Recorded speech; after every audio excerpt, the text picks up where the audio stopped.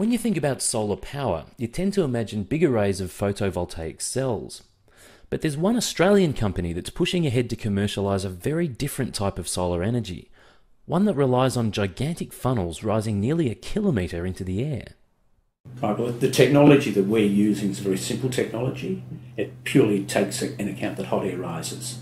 We have a vast collector that basically collects warm air. At the centre of that collector there's an enormous tower, very tall tower, which creates a temperature differential between the air underneath the collector and the air surrounding the tower and the air at the top of the tower. That is the chimney effect, if you like, which makes hot air rise.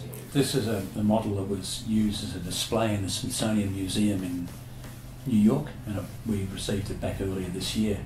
It's probably not what the plant's going to look like, but it's a bit like what it'll look like. It's a large tower with a vast collector area around the base of the tower, and if one can imagine this is the collector area, the sun beats down on the roof of this collector area, heats the air underneath it.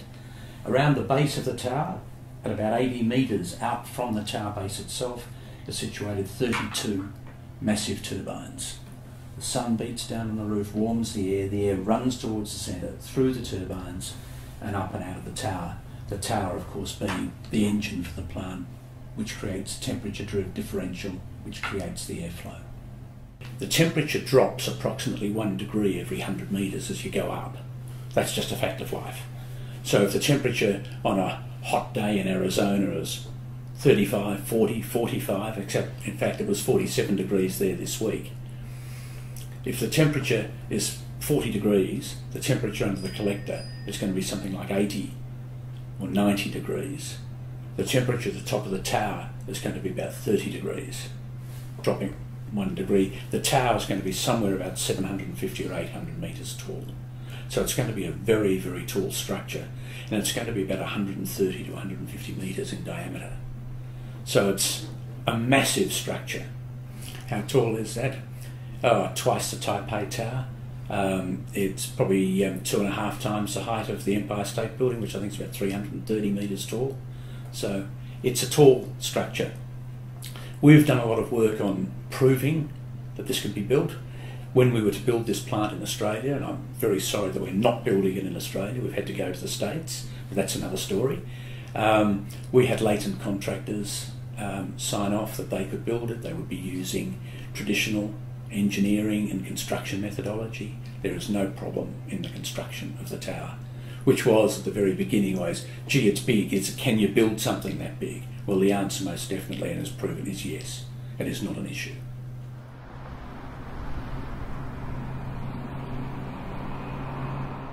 The output is going to be a 200 megawatt plant. The plant would power, I think the figure we're using in the States is about 150,000 typical US households, and it would take in excess of 90,000 cars off the road equivalent. So it is a non-polluting, passive power plant.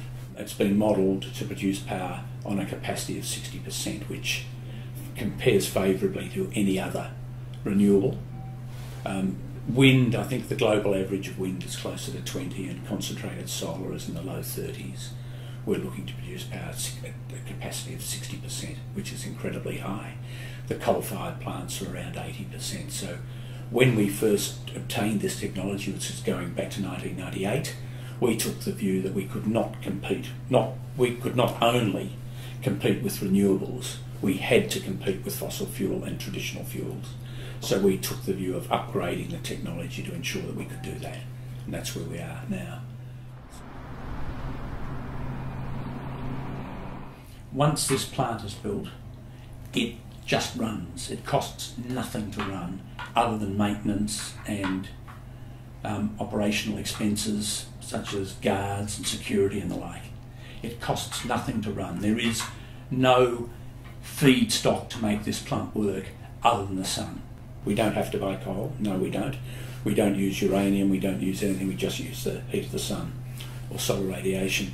Our financial modelling shows the payback period is about 11 years to pay back the cost of the plant, and the cost of the plant is circa 750 million.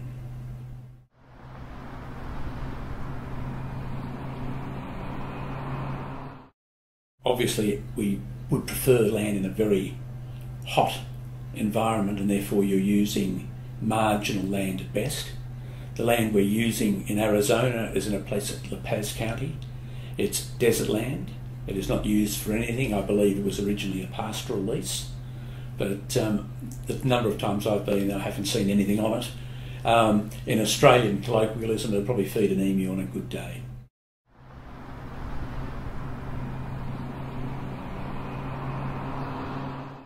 As an Australian company, we initially looked at building the plant in Australia. We were looking at a place just south of, or in Wentworth, just east of Mildura. Very good site, close proximity to the grid, without any government support at all. In fact, if one looks around Australia at the moment, there's no large-scale solar plants in Australia. And having said that, we chose to move to the United States, where there are a number of incentives in place, not just rhetoric. They're there, they're legislated, they're available, both from the federal and state governments, and we were basically welcomed when we arrived.